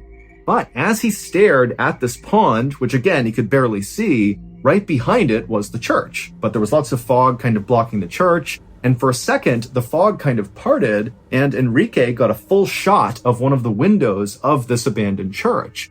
And in the window was this dark figure just standing there staring at Enrique and his friends. And Enrique, he sees this thing in the window, and in a second it was gone. And then the fog rolled back in, covered up the window, and Enrique couldn't see anything anymore. And so Enrique just stood there in stunned silence, having no idea if what he just saw had really just happened or if it was in his imagination or something. But before he could even try to process what had just happened, he heard his name being called. And so he kind of snapped out of it and he turned back to the group, and it was Anna who was now jokingly saying, "Come on, Enrique, touch the stone too." Enrique quickly scanned Anna, Sofia, and Jorge's face, and they were all smiling and laughing still, and so clearly none of them had seen this figure in the window. And so Enrique, he kind of just looked at all of his friends, and then he looked back in the direction of the church and this window, which again he couldn't see because the fog was blocking it out. And so Enrique just tells himself, okay, there's no way that I just saw some dark figure moving around this abandoned church. You know, that must have been my imagination. I'm totally fine. And so he turned back to his friends, and he could tell they were not going to let it go until he touched this stone. And so he said, fine, and he walked up and he touched the stone. And immediately, as soon as his hand made contact with that stone, everything seemed to change. The air around Enrique got cooler, and the stone itself started to warm up. And as this happened, Enrique, whose hand was still on the stone, began to think, wow, I could do this for hours. I could just stay here and leave my hand on the stone. I mean, this is amazing. But then somewhere buried deep in his mind, Enrique began telling himself, get away from the stone. Take your hand away. Get away right now. And so finally, Enrique did yank his hand away, and right away, all those feelings he was having as he touched the stone disappeared. The air went back to normal. He did not feel compelled to touch the stone, and he just kind of was left thinking, what just happened?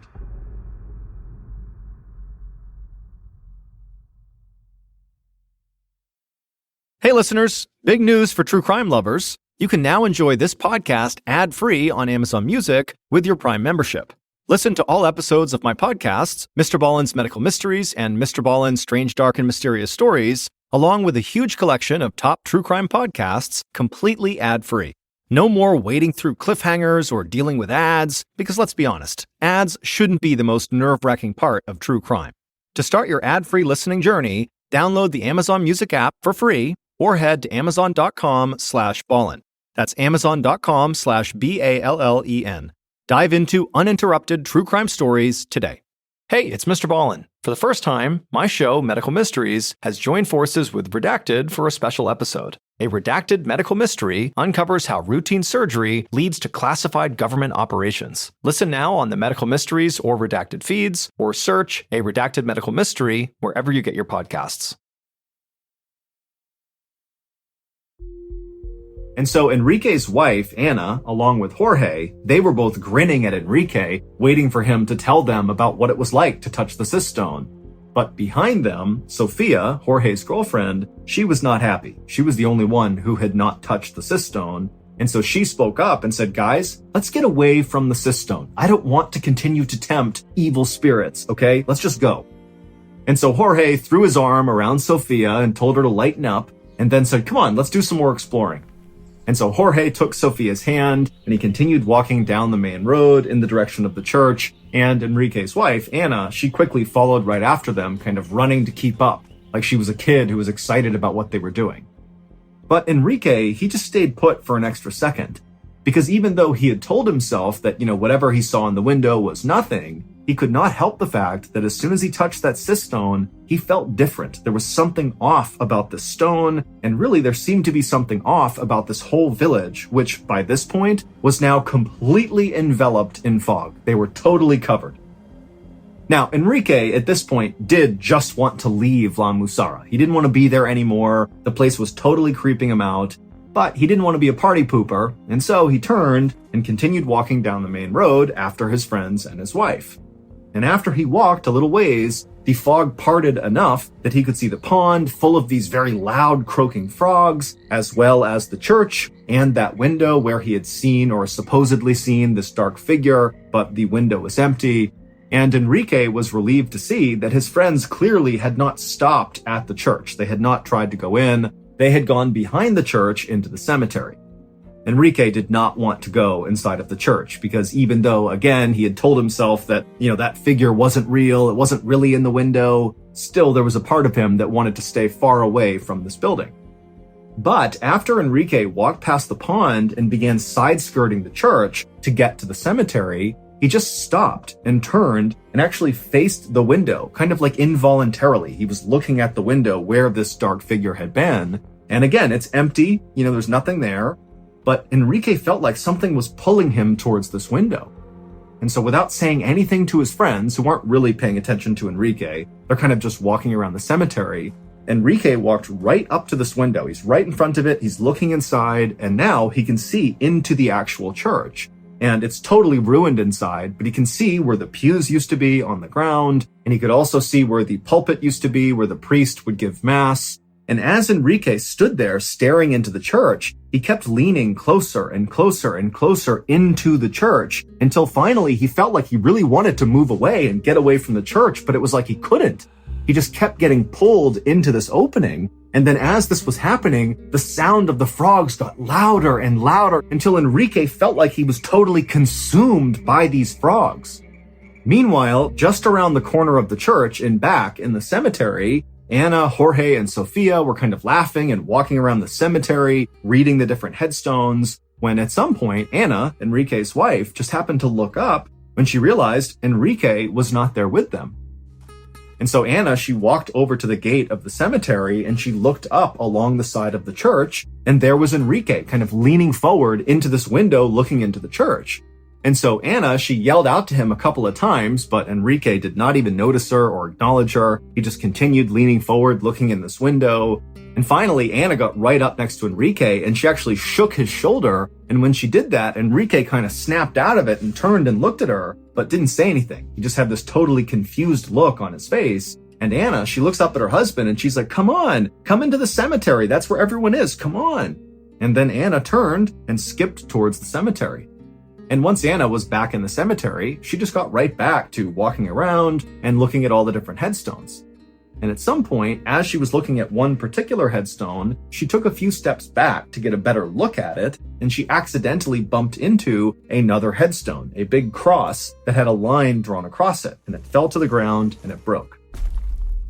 Jorge and Sofia heard the sound of this stone breaking in half, and they turned and looked at Anna, and they kind of quickly understood what had happened. And Jorge, he just started laughing at her, and he said, "Oh boy, now you've upset the evil spirits in this town. You better put that back together." Now, Anna was trying to make light of this, but she was totally panicking and did not like the fact that she had just desecrated a gravesite in a potentially haunted town, and so she began picking up the headstone and trying to put the stone back on top, but it was no use. It was totally broken.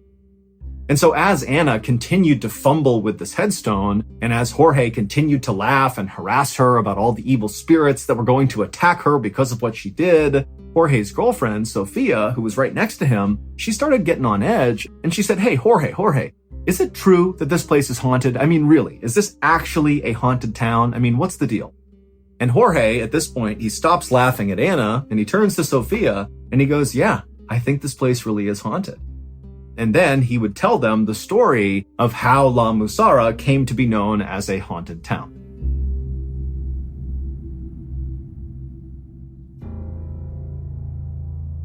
Back in October of 1873, there was a civil war happening in this part of Spain.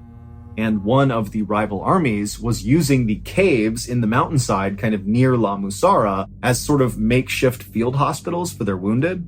And one night, a very famous general named Cercos was wounded in battle. He was brought into one of these caves, and that was where he died. Now, Cercos was a beloved leader, and so the people inside of this cave really wanted to give him a proper burial, but they knew they had to keep his death a secret. Because if it got out to the rest of the men that their leader had died, it would be totally demoralizing, and it would really give their enemies a victory. And so the 6 people inside of this cave, they built a coffin and placed Cercos inside of it. And then early the next morning, when it was still dark out, these 6 carried the coffin with Cercos inside of it up into La Musara, and they buried him secretly in the cemetery behind the church. Weeks later, 5 armed rival soldiers climbed up the mountain into La Musara to look for General Cercos. They didn't know that he had died in that battle. In fact, really, besides those 6 people that saw him die and secretly buried him, nobody knew he was dead. And so these soldiers actually thought Cercos was hiding out in La Musara. And so these soldiers began busting into all the civilians' homes in La Musara and ripping them apart looking for this general, and they'd send the people out into the streets and tell them they're going to kill them unless they give up information about where this general is. And finally, after about an hour of this, an elderly man who lived in La Musara had just had enough, and he stepped forward and he told the rival soldiers that General Cercos was dead, that he was buried in the cemetery behind their church. But the rival soldiers didn't believe the man. They said, "Okay, show us proof." But the elderly man said, "Well, I don't know exactly where he was buried in the cemetery. I just heard that's where he was buried." And so the soldier said, "Okay, get everybody over to the cemetery right now." And so all the townspeople made their way over to the cemetery, and the soldiers followed them. And then once they were there, the soldiers demanded that the townspeople begin basically digging up all the graves to find Cercos. And as the townspeople began to dig, the sound of the frogs in the nearby pond began to get louder and louder and louder, until finally the leader of these rival soldiers actually stepped away from all the chaos happening in the cemetery and walked over to the pond and began firing his gun into the water to get the frogs to stop. But they wouldn't. They actually only got louder and louder. And so the leader of these rival soldiers finally just gives up on trying to quiet down these frogs, and he turns around and walks back into the cemetery, and he finds all the townspeople have stopped digging. They've basically dug up every grave, and they haven't found Cercos, and they're just kind of waiting to see what happens next. But the leader, as he looked across this graveyard, he noticed there was one grave that very conspicuously had not been touched. Everything around it had been dug up, but not this. No one had touched that grave. And so the leader said, "Go, dig that one up." But immediately the townspeople kind of took a step back and acted like, "No way, we're not going near that grave." And so finally, a townsperson actually stepped forward and said to the leader of these rival soldiers that that grave contained this old woman who had died recently, who everyone suspected of being a witch. And so it was dangerous to try to dig her up. But the rival soldiers did not care at all about this. They just raised their guns and demanded the townspeople dig that grave up immediately. And so they would. They would go over, they would unearth this coffin, and then the rival soldiers would pop open the lid. And as soon as it was open, everybody went silent. Because this woman, who had died weeks earlier, looked totally preserved. She was laying on her back and her skin was very pale, but it had not begun to rot yet. Even her cheeks still had a kind of pinkish hue to them, and her lips were open partway, as if she had been buried mid-sentence. But what really had startled the group into silence was this woman's eyes were wide open when they opened up this coffin. It looked like she was looking directly at all of them. And so after a couple of seconds of the silence from seeing this woman for the first time, the townspeople began to cry and scream and back up away from this coffin. And the rival soldiers, they were startled too by this woman's appearance, but they were more angry than anything else, because by finding this woman in this grave, it meant they had not found the general. And so out of frustration, the rival soldiers grabbed this old woman's body, this witch's body, and they pulled her out of her grave, they strung her up to a tree, and they just sat there shooting at her constantly until her body had basically been obliterated by all the bullets. And then finally, when the soldiers stopped shooting, they realized everything had gone quiet. Just a second earlier, the cacophony of these frogs croaking in the pond that had been so loud it was like totally overwhelming had now completely ceased, and it was like the town had gone absolutely still. And this stillness and quietness was so unsettling for these soldiers that they actually just turned and fled right there without saying a word to the townspeople. And then once the soldiers were all gone, the townspeople got to work reburying their dead. And at some point, one of the townspeople jumped into the grave where the witch had been, and when they landed in the dirt at the bottom, their foot actually sunk down an extra foot. They had landed on something hollow and crashed into it. And what it was another coffin. There was another coffin buried below this woman's that the soldiers had not seen. And this secret coffin belonged to General Serkos. When those 6 people had secretly buried General Serkos, they had just placed his coffin at the bottom of an open grave that was about to be filled with somebody else's coffin. They put it in, they covered up his coffin with enough dirt that no one could see it, and then the next day, the townspeople lowered the witch in her coffin into that grave without realizing General Serkos was below it, and then they filled it in, and then they placed a headstone on her grave, but because they thought she was a witch, they decided not to write her name on the headstone. Instead, they just etched a horizontal line across her headstone. And so after this incident with the rival soldiers desecrating this woman's grave and her body, La Musara was never the same. People in the town began dying left and right, and their soil went bad, so they couldn't plant any crops, and then all these insects came through the town, and then all these plagues of illnesses and diseases came through. And so it wasn't long before La Musara had developed this reputation of being cursed. And by the 1950s, that curse apparently had driven the last few people out, officially making it a ghost town.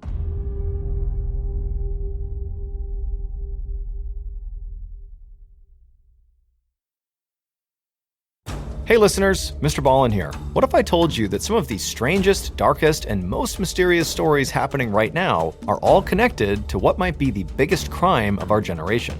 You know I'm always on the hunt for the most chilling and perplexing tales out there. Well, I've discovered a new podcast that uncovers real-world mysteries unfolding right now, much like how another Ballen Studios podcast, Redacted Declassified Mysteries, brings hidden government secrets to light. And it's called Lawless Planet. Host Zach Goldbaum reveals how shocking tales of murder, cover-ups, and mysterious deaths are all part of something bigger: the systematic destruction of our planet. From activists who vanish in the Amazon to whistleblowers uncovering billion-dollar environmental crimes, these aren't just stories about the environment. They're real-life thrillers about people caught between powerful forces willing to kill to keep their secrets buried. Follow Lawless Planet on the Wondery app or wherever you get your podcasts. You can listen to new episodes of Lawless Planet early and ad-free right now by joining Wondery Plus.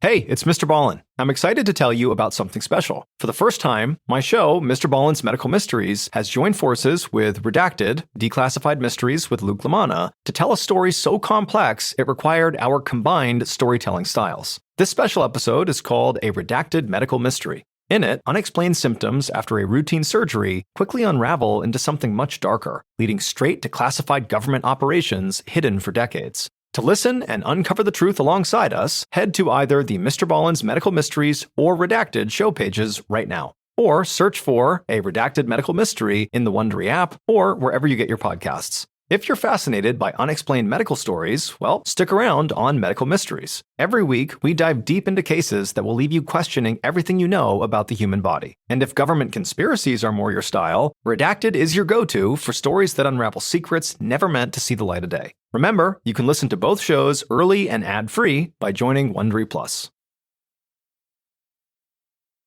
After Jorge wrapped up the story, Anna was just horrified, looking straight down at the ground.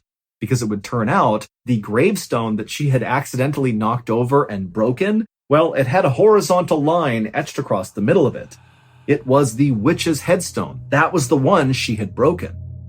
And so suddenly feeling totally spooked, Anna was about to yell to Jorge and Sofia that she wants to leave now when she happened to glance over at the base of one of the cemetery walls and she saw the perfect bloody milk cap mushroom. The exact type she knew her husband was looking for.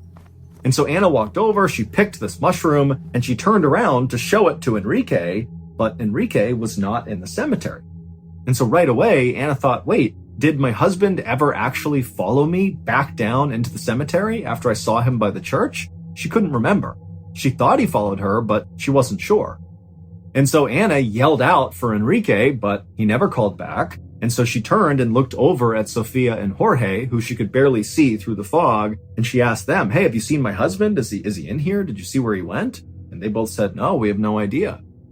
And so Anna, who at this point was now really starting to panic because this whole situation in La Musara was getting pretty spooky for her, and so she just dropped the mushroom and took off running out of the cemetery. Now, Sofia and Jorge did not really know what was going on. They didn't understand the urgency that Anna was feeling to find Enrique, and so they saw her take off to go find Enrique, and they just kind of casually walked on after her. And when they turned the corner and they exited the cemetery and began walking basically alongside the church, now again, the visibility is terrible from all this fog, as they moved along, they couldn't see Anna or Enrique, but they could hear Anna calling out for Enrique over and over again. And as they moved, Sofia and Jorge, they would see these shadows moving around in the fog. And they would think it was Enrique or Anna, but as they got up to where these shadows were, there'd be nothing there. And so Sofia, she began grabbing tighter and tighter onto Jorge's arm, and Jorge, who had been kind of joking about how this place was evil, was also now starting to feel a little bit spooked about what was going on. And so they began walking a little bit faster and faster in the direction of Anna's voice. And as Sofia and Jorge got closer and closer to Anna, the sound of the frogs in that pond began to get louder and louder and louder until Jorge and Sofia could barely hear Anna over the sound of these frogs. And then just like that, the frogs stopped. And all Sofia and Jorge could hear was the sound now of Anna crying. Now, Jorge and Sofia could not actually see Anna because of the fog, but they walked in the direction of her voice, and they ultimately found Anna crouched down with her back to them right in the spot where Enrique had previously been standing staring in that church window.